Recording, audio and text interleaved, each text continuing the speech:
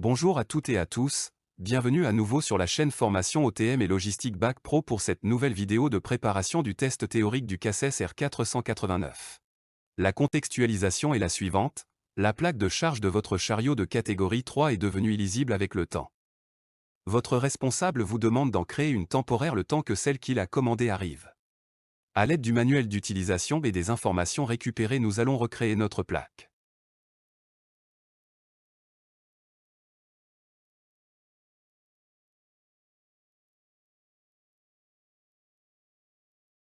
Nous avons un chariot frontal, porte-à-faux, de catégorie 3, il a une capacité nominale de 1200 kg avec une distance entre le talon de la fourche et le centre de gravité de 500 mm. Pour une hauteur de levée de 3,30 m, c'est un chariot électrique, les roues sont à bandage.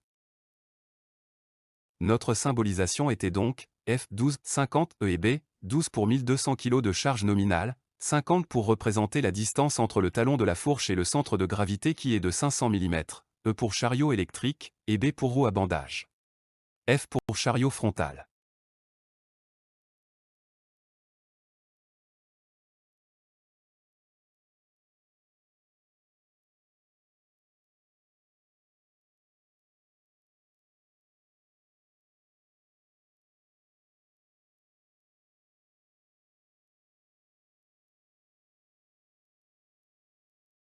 Voici donc à quoi ressemblait le haut de notre plaque de charge avant qu'elle ne soit détériorée.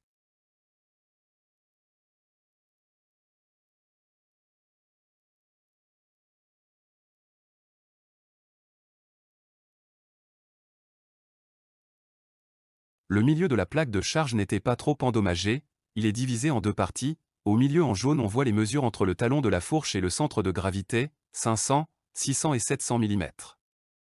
Ces mesures s'appliquent pour les deux parties de la plaque de charge, à savoir, main verticale en haut et main inclinée en avant pour le bas de la plaque. La ligne numéro 1, pour le haut de la plaque, vous informe des poids que vous pouvez soulever à 3,30 m en fonction des différents centres de gravité que vous aurez calculés. Pour la ligne numéro 2, la hauteur change, elle passe à 5,40 m. C'est pareil pour le bas de la plaque.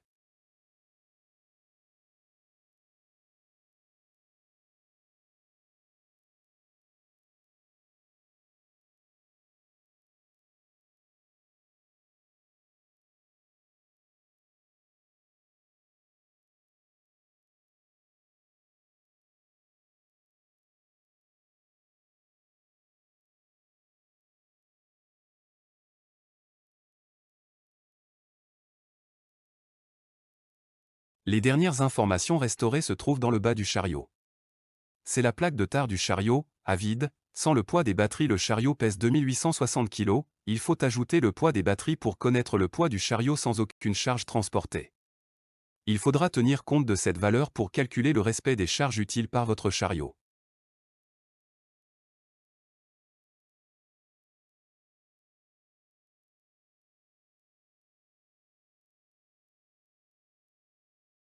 Voilà notre plaque de charge totalement restaurée. Je vous rappelle que cette plaque de charge est obligatoire, elle doit être visible et lisible, vissée sur le chariot à disposition du cariste.